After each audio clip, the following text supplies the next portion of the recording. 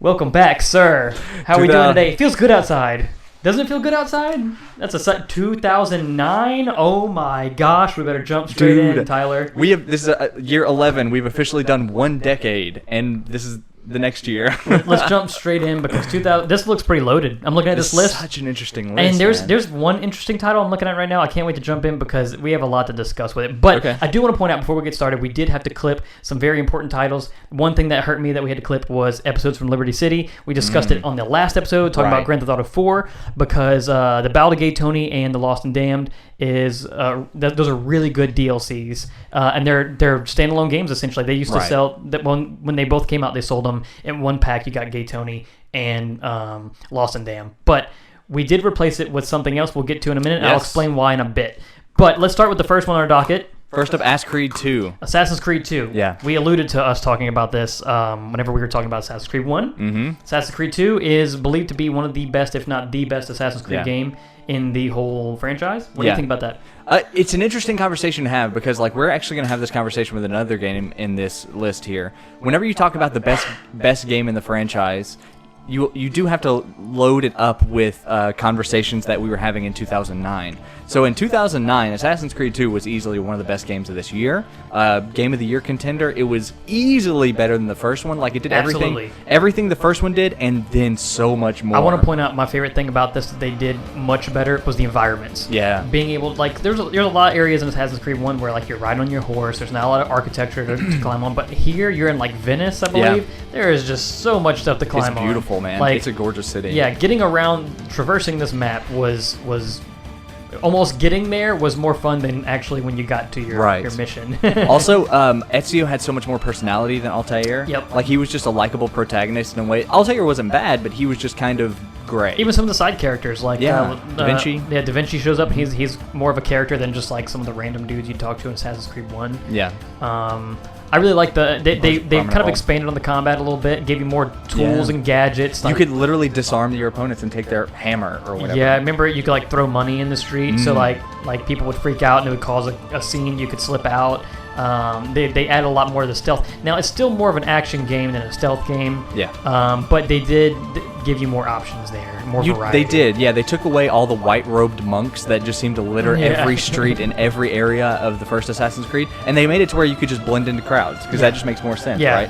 Because everybody was wearing stuff like that. It was kind of like a Renaissance festival. Right, yeah. Everyone was very flamboyant. One really cool thing they also added were all the street interactions. You could go find minstrels and pay them money and have them distract guards. Mm-hmm. Remember, you could find some thugs or whatever and be like, hey, boys, here's your 5 florins. Now go beat up that guy. Yep. So they added a lot of really interesting mechanics to the first one. Basically, they took the core of the first game and they fleshed it out in the best ways possible. They listened to what people had to say. Yeah. I will say there's one negative thing here. Okay. I'd like to point out. That's mission variety. We talked about it last time where it's go to a tower, open it up. You still have those missions where you're not escorting but following people. Yeah, lots of following. That's something that goes through the whole series, the whole franchise. You always have those. But it is a blemish on an otherwise incredible game. I think it needs to go in must play, sir. I am with you. Yes, I am so in agreement. I also want to add that this is the first one that did the base building. Remember the base building? Oh, yeah, it's very rudimentary. It was very rudimentary, but it was the DNA of what they would expand upon in Brotherhood and so forth. Assassin's Creed 2 is a really good game. Armor pieces, merely get armor pieces for your guy. Yeah, there's definitely a sense of progression there. Absolutely. Ooh, is this Batman Arkham Asylum? This is Batman Arkham Asylum. So, coincidentally, I'm actually somewhat kind of playing on and off Batman Arkham Knight, which is free on PlayStation Plus, or was free on PlayStation Plus, and I just picked it up. I think this is one of those games that proves that sometimes it's better to don't put your hero in an open world. Yeah. Because, this world was somewhat open, but you were inside the asylum. It was kind of like a Metroidvania style, where you can kind of go back to areas and get new tools and certain things would, if I remember correctly, you would come across some kind of thing that blocks your progress. You come back later and get past Exactly, it. Yeah. Because you would get tools throughout the game. Yeah, and the foam bombs. Yeah, and sometimes I feel like in a franchise right now, whenever I'm playing Arkham Knight, I feel like it's a chore because I'm like, okay, where do I need to go? The Riddler just messaged me and said, hey, come race my race course, and I got to get in the Batmobile and I got to drive over there and follow the waypoints. And driving the Batmobile is really not as fun as being Batman and shooting your grapple and gliding and stuff. But this game kind of took that same. We just talked about Assassin's Creed, and we talked about that like blocking and countering and fighting multiple enemies at a time when we talked about Assassin's Creed 1. And this game kind of did that and kind of took it to the next level with like timing your punches. And if you're timing it correctly, you're doing more damage and you're just knocking people out. And it makes you feel like Batman because Batman's always fighting tons of little thugs at the same time, and it makes you feel good because like I want to counter here, throw this guy over my shoulder. I want to throw my cape up and punch this guy rapidly 6 times. And I want to hop off this guy's shoulder. And then they would introduce new enemy types like people with weapons and people who are like heavy guys and all that stuff. So that way, like you couldn't just keep tapping square. You'd have to vary your tactics. It became the standard for that style of combat. So like games that would come later, like Sleeping Dogs or something like that, it would always get referred back to as like it has that Arkham style of combat. Which we still see in games today. I mean, Mad Max had this style of combat. It's just a really satisfying because it's very punchy, it's very fast, it's very fluid. That's a really important aspect to it. Some fun boss fights. Some good boss fights. Decent story if you're into the Batman universe. Absolutely, and actually that's something I wanted to talk about. This was like an extension of the Batman animated series because they had Kevin Conroy playing Batman, they had Mark Hamill playing Joker, and it just had that overall like dark vibe that the animated series had, and so it really felt like for kids like us who grew up watching the animated series. And you see a lot of you see like Two-Face in here. There's like Arkham City. I can't remember, but you see a lot of the characters that were prominent, like a lot of the enemies that were prominent in the animated series. Yeah, like Bane, and Killer Croc and stuff. And also you got some hints at other characters who didn't show up because they had a really nice codex of like Batman lore that you could read about. A lot of attention to detail in the lore in this game. Some people say that this is the best in the series, and I think it's definitely. It's either this one or City. I like City a lot. I think City had some more fun boss battles, and we'll probably get to that eventually. We'll have that conversation when we come to it. Comparing this to like Arkham Knight that I'm playing right now, I'm not saying I don't enjoy it, but I feel like this was more refined and more, especially for a breakout title. I wouldn't feel bad putting it in must play. Sorry. Me neither. Absolutely not. I was actually thinking that too. I think for anyone who. This was, at this point in time, this was the best comic book game that we ever got. Like, I feel like it trumped every other comic book game, Spider-Man 2 included.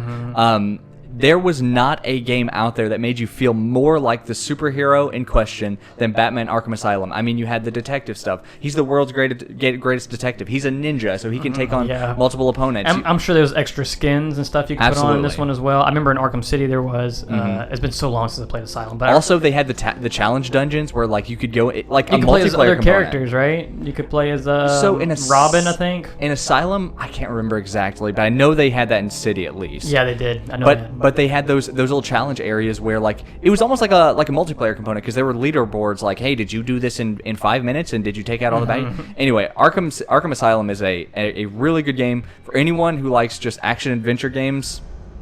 It's a must play. Nice. All right, this next one's gonna be all you, buddy. I don't have much experience with Dragon Age. Yeah, so Dragon Age Origins. Dragon Age Origins, okay. That's right. So this is the first in the Dragon Age franchise. It was continuing the lineage that BioWare set with Mass Effect in that they're finally doing a brand new IP, like they're doing an original IP. Because before Mass Effect, it was actually that's not true. Jade Empire, I'm tripping. But Dragon Age was like harkening back to the days of Baldur's Gate. So BioWare developed Baldur's Gate 1 and 2, and it was kind of like their way of like going back to those days, that sort of style of game, and being like, hey, we didn't forget about you fans of D&D games, so we're going to do this Dragon Age thing that's more like a Mass Effect or a Jade Empire or something in its style, less so than it is Baldur's Gate, but it just takes place in that like fantasy universe, dragons and knights and wizards and stuff, but it had this like real darkness to it that I really enjoyed. Literally the enemies are called the Darkspawn, and anyway, I'm not going to get into the story because there's a lot to talk about. Yeah, it's a lot to unpack. Lot to talk about, but I will say the key with BioWare games is that not even so much the story, it's about the characters, it's about the people you meet, it's about the relationships that you build along the way. And Dragon Age Origins specifically has some amazing characters to interact with. Again, I cannot stress this enough. The oppressive like darkness of the story,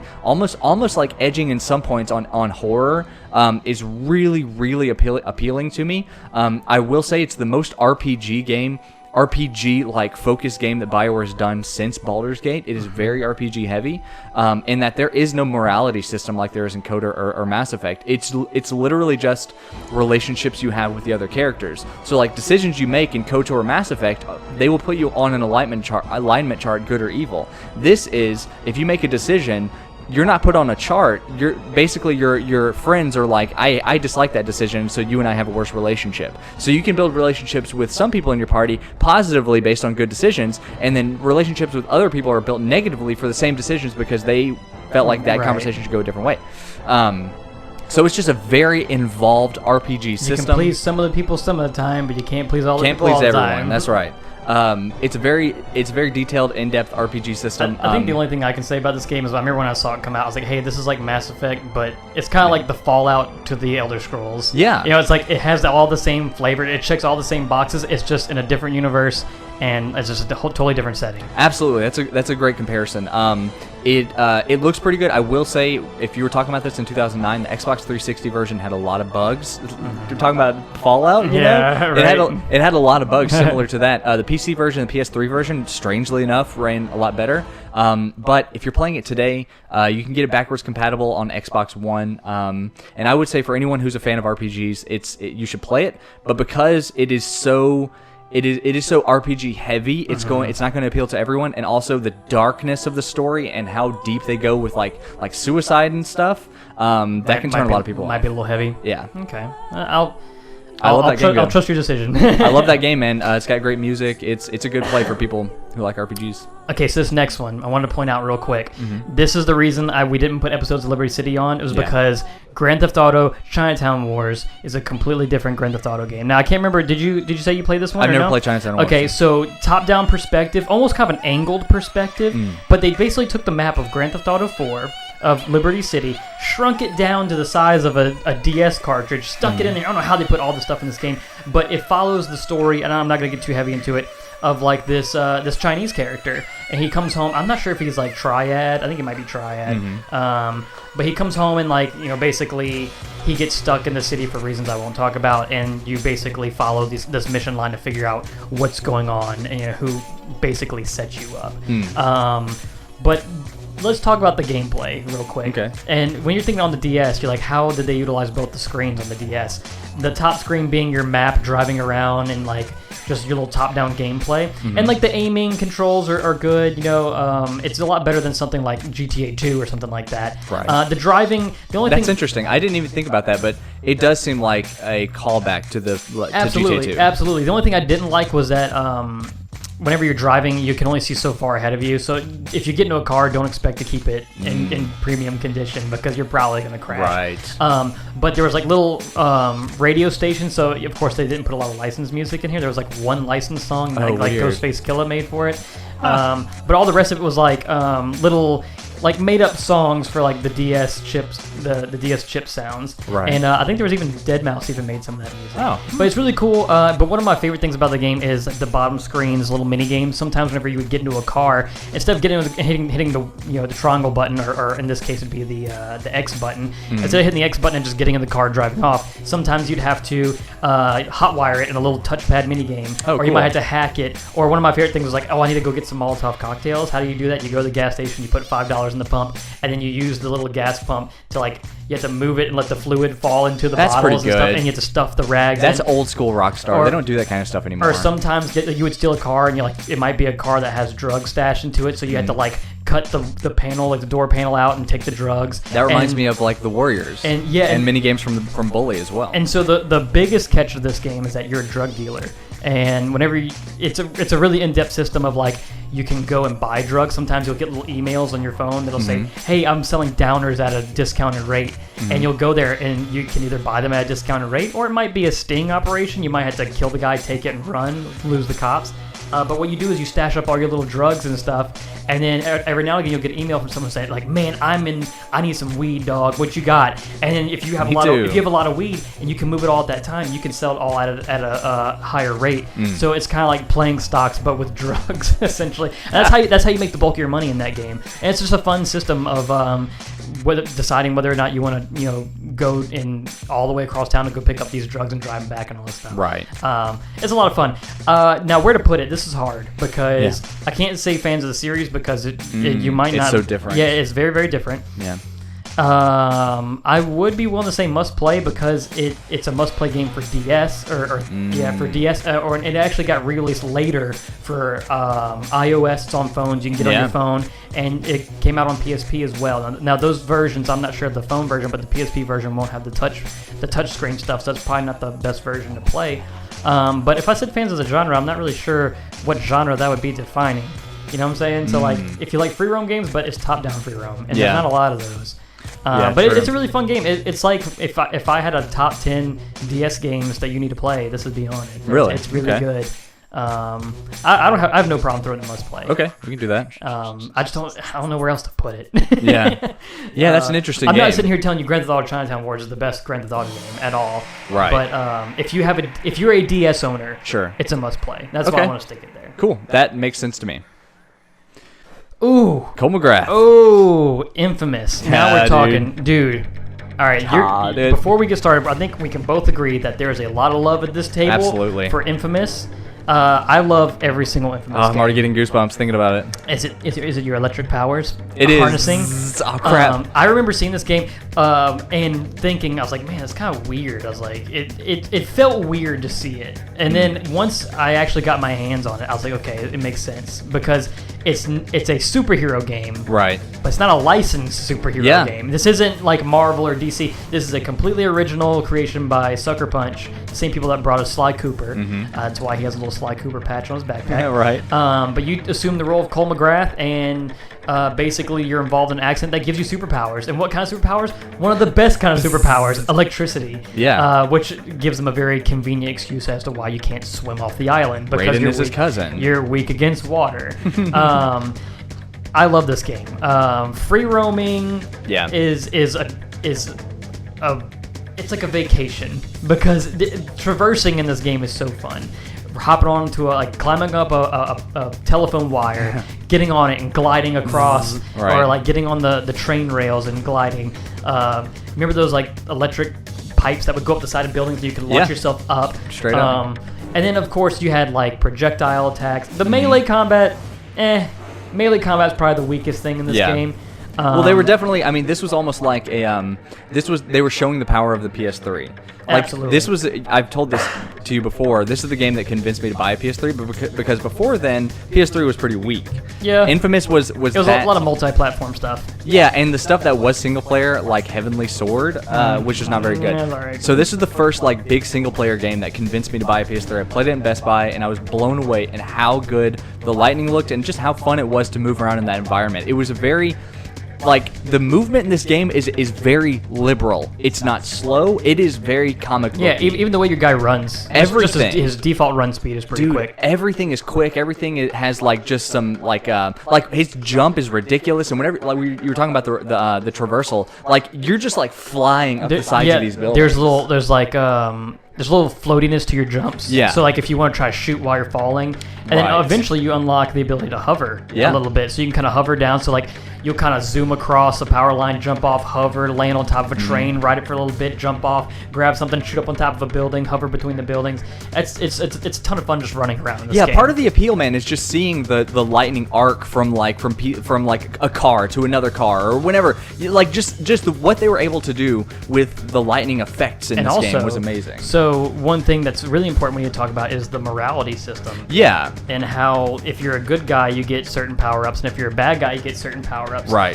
So being a good guy would be doing things like resuscitating civilians or restraining bad guys, them, putting them in handcuffs. Non-lethal shots. Bad guy stuff would be like, I'm just going to headshot everyone, and I'm just going to kill this guy that's on the ground. I'm going to throw electric grenades and blow up crowds of people. Right. I don't care.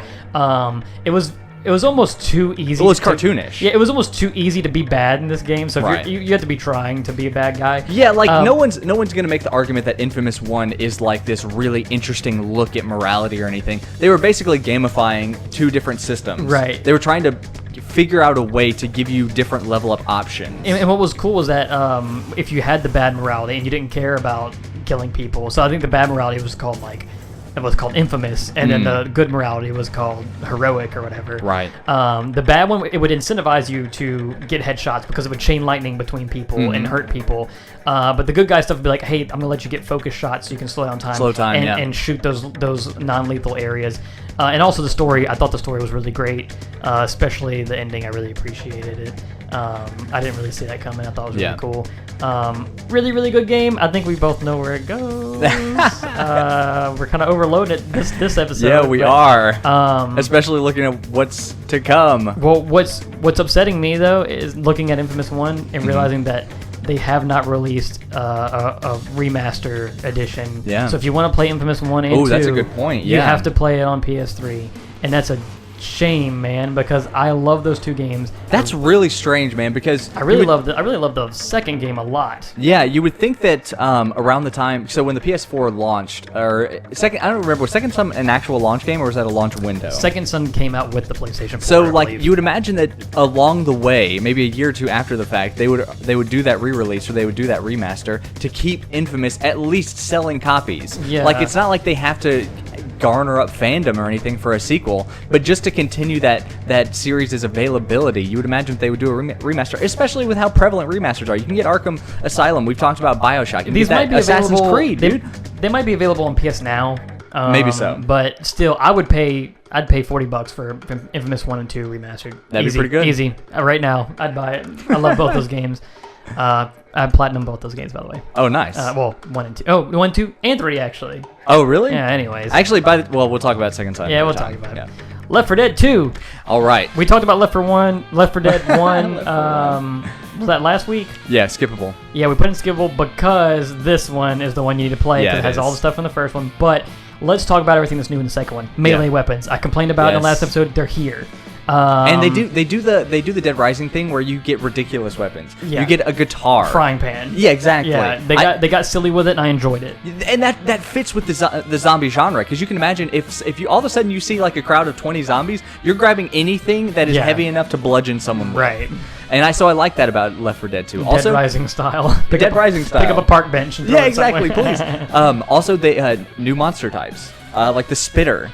You know, like.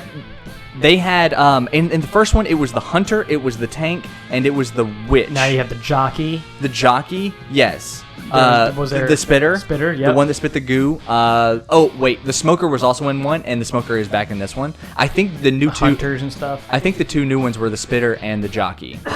I think those are the two new ones. New weapons, better weapons. New weapons, like incendiary ammo. New characters. Right. And a new setting in... All new levels. Louisiana. I think is actually, and I'm not just saying this because I'm from here, you know, whatever. I think it's better. I think the levels are overall better. They're more colorful. The carnival level is fantastic. Yep.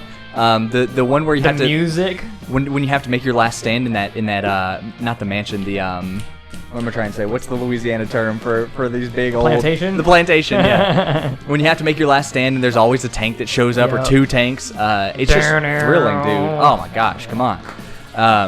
Left 4 Dead 2 specifically is one of my favorite co-op games of all time. I remember playing Left 4 Dead 1 and being like, that's cool, but I played Left 4 Dead 2 and I was hooked. Yeah, absolutely. As you can notice, I think, well, you still have it, but Left 4 Dead, I don't have Left 4 Dead 1. I have Left 4 Dead 2. And I have, I've played it as recently as last year. It holds up perfectly. I think it's a must-play game. Throw it in. I'm cool with it. If you are a fan of co-op games, if you have a partner, a spouse, girlfriend, boyfriend, whatever, that you like to play games with, and you haven't played Left 4 Dead 2, you are asleep. I think one bad thing about Left 4 Dead as a series is that playing it alone it kind of sucks. True. This is a multiplayer game. Have to.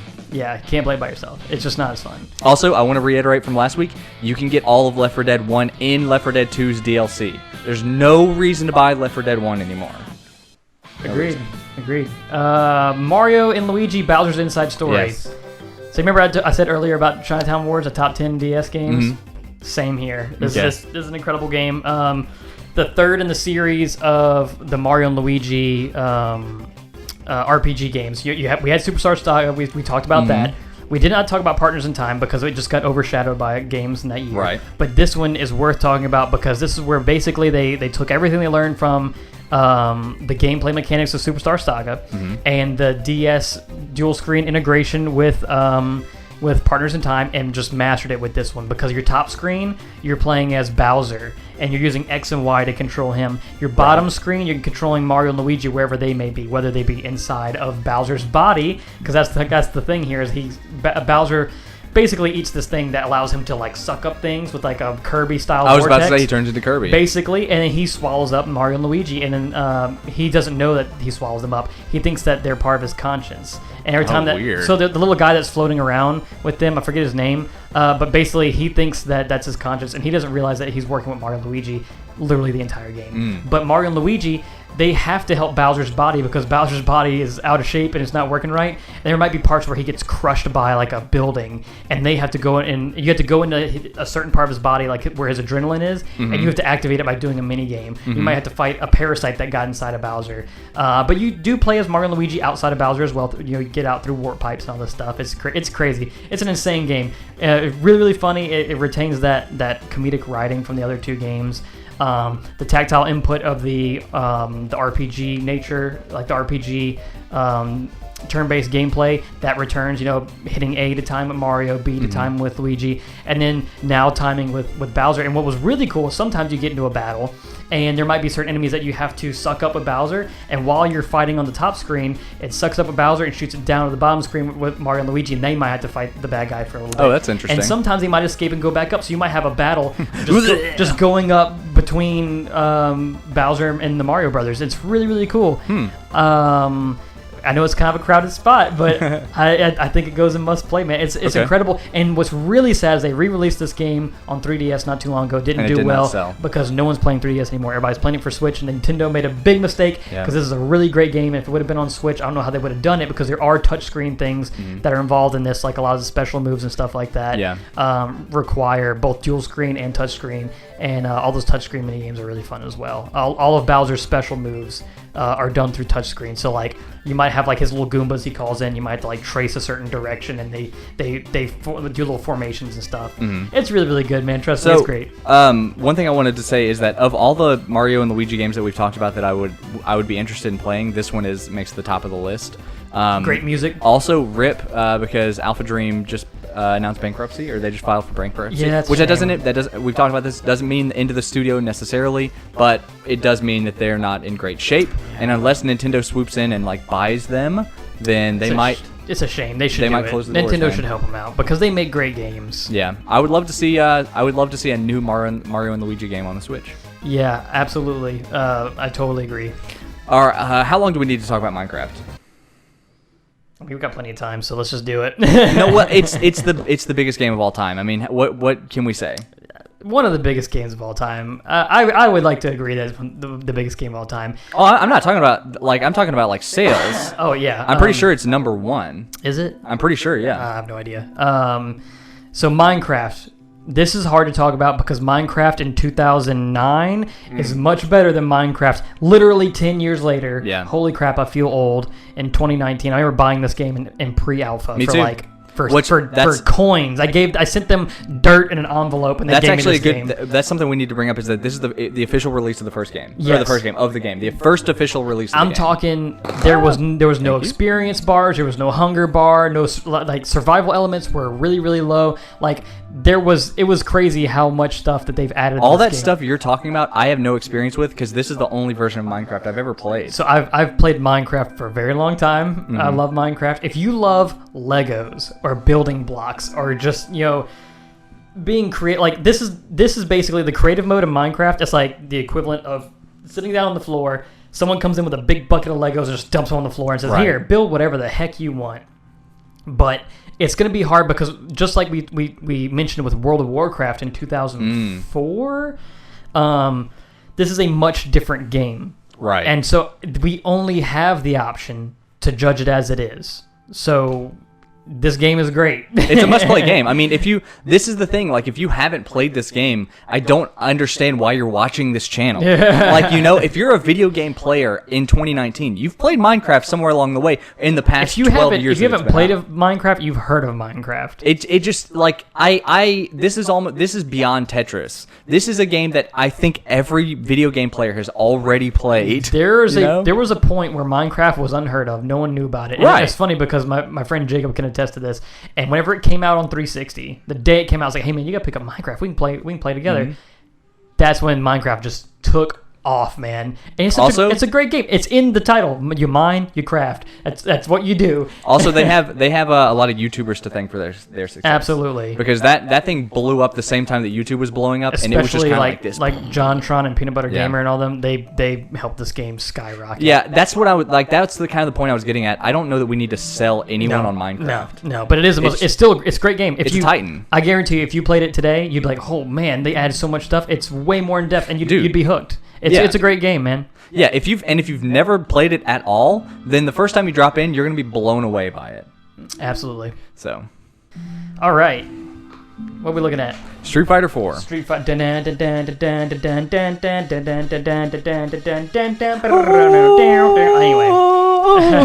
that was a different song. Street Fighter 4. I remember when this came out. I was so excited because.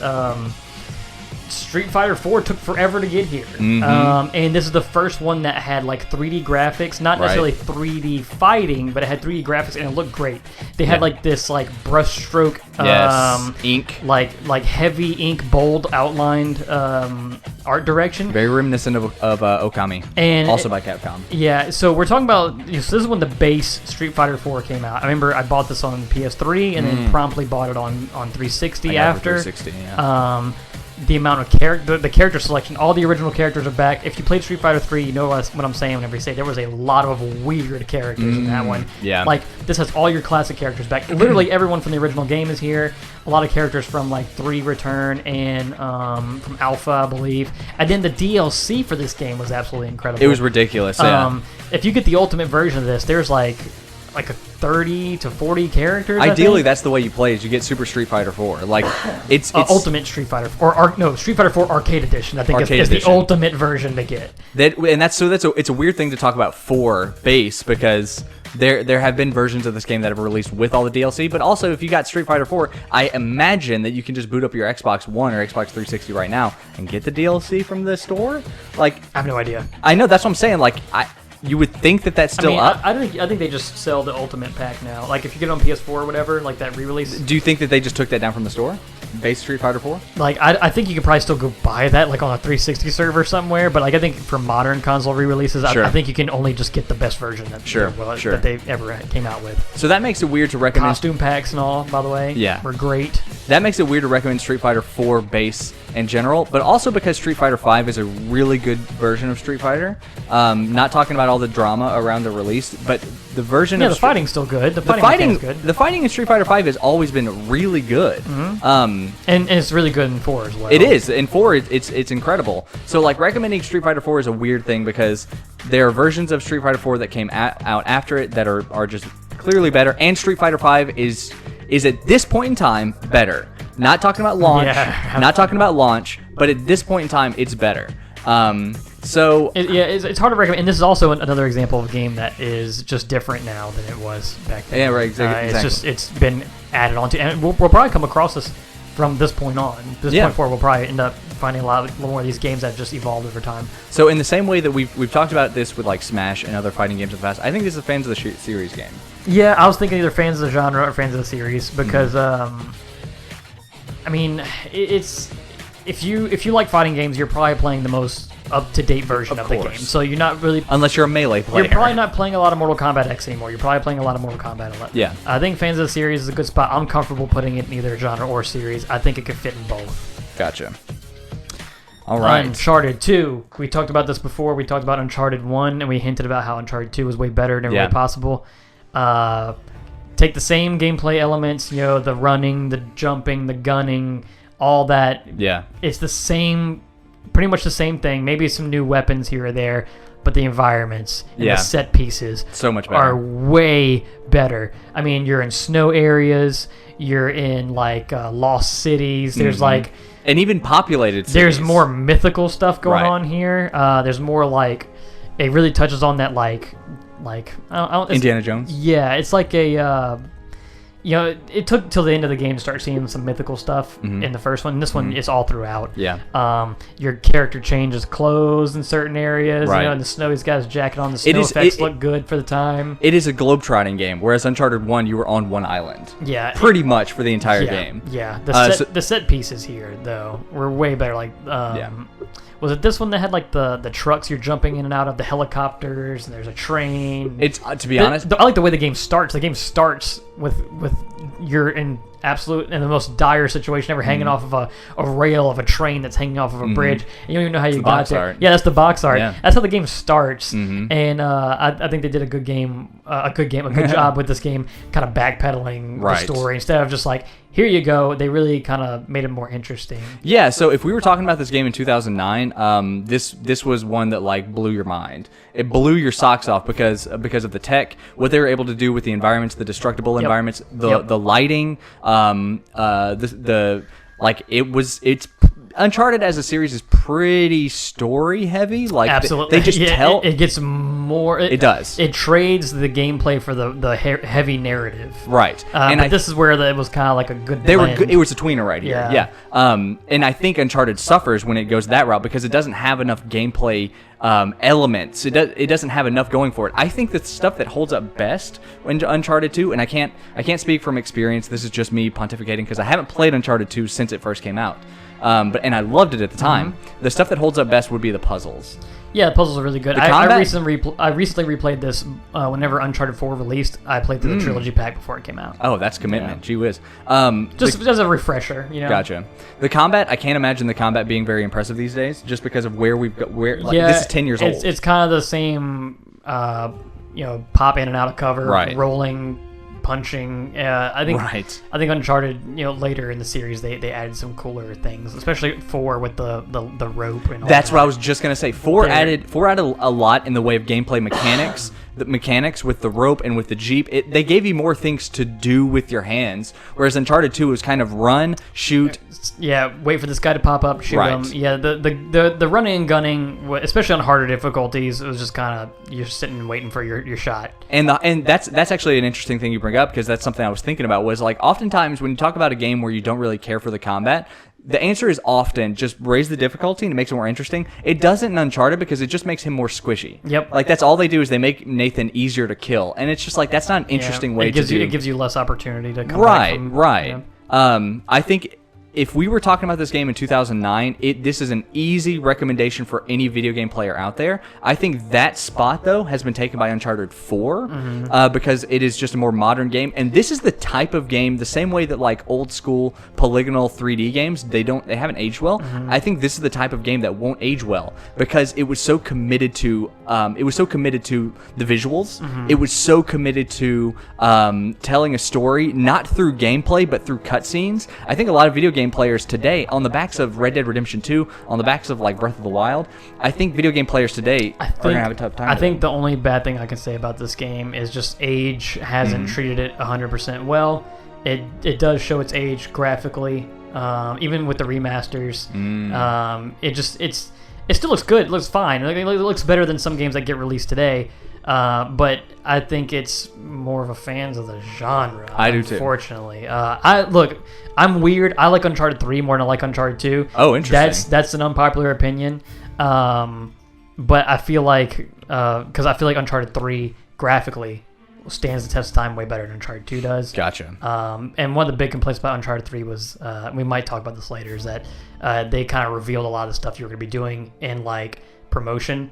Like a lot of the big set pieces were revealed, but if you're playing it blind, it doesn't matter. Yeah, I just want to be clear that I think the things that hold Uncharted 2 back are because again, if this were just 2009, it's easiest game on this list to recommend because it's so accessible. Yeah, this game sold incredibly well. Exactly, and it's a great game. It got every Game of the Year award, But I think that it's one of those rare cases where, because of the style of game it is a run and gun cutscene game. Also, final boss sucks. Yes, they have a problem with that. The final boss in this one specifically sucks. I hate it.